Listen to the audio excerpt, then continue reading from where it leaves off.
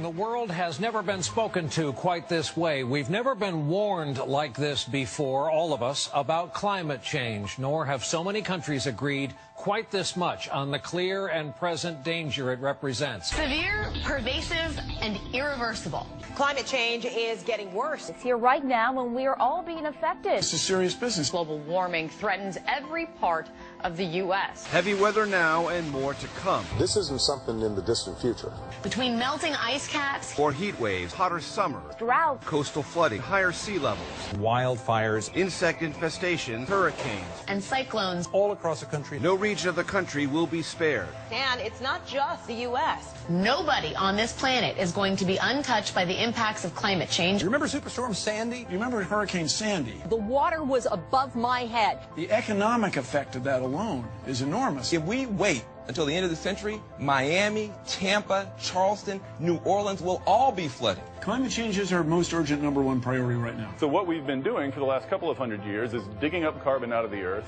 and throwing it up into the atmosphere and changing the chemical composition of the atmosphere, like has happened in the past, except for way, way, way, way faster. It's getting warmer in thermometer records. It's getting warmer in thermometer records analyzed by NASA, by NOAA, by the British, by Berkeley. Thermometers in the ground, thermometers in the ocean, thermometers on balloons, thermometers on satellites, thermometers out in the air far from cities. The temperature-sensitive ice everywhere you look is getting smaller. 90% of the changes in where things live and when they do things in the direction of warming. Is it getting warmer? Yes. We have measured about a 0.8 degree Celsius rise in global average temperature since before the industrial age. This 0.8 degree temperature rise is a response to what we were doing 50 to 100 years ago. This is simple math.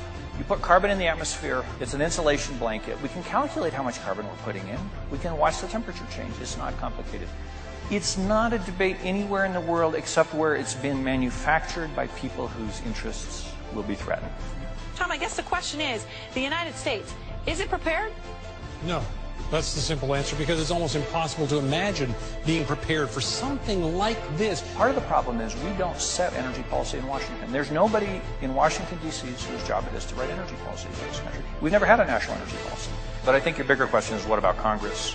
If we do not turn this around in the next decade or so, it's inescapably bad. We've been given a gift of technology where we can turn it around. And the difference is very specifically in the policies enacted that govern our energy delivery systems. We need to get those policies right. It's not that complicated. It's emphatically an idea whose time has come. It means preparing ourselves. There's no question about it at all. We will only solve the problem of replacing fossil fuels with technology. Can we change things that affect air pollution and climate at the same time? The answer is yes.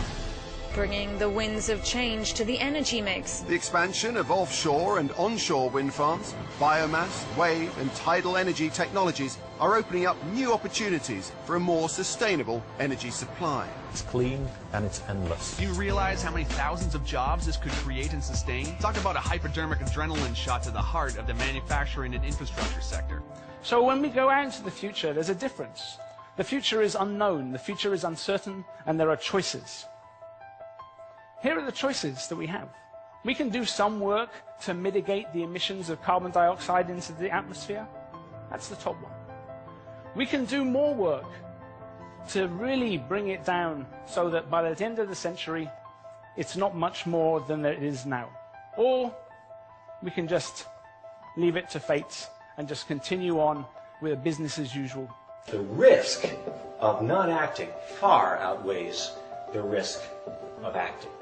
What is the use of having developed a science well enough to make predictions if, in the end, all we're willing to do is stand around and wait for them to come true? The models are skillful, but what we do with the information from those models is totally up to you.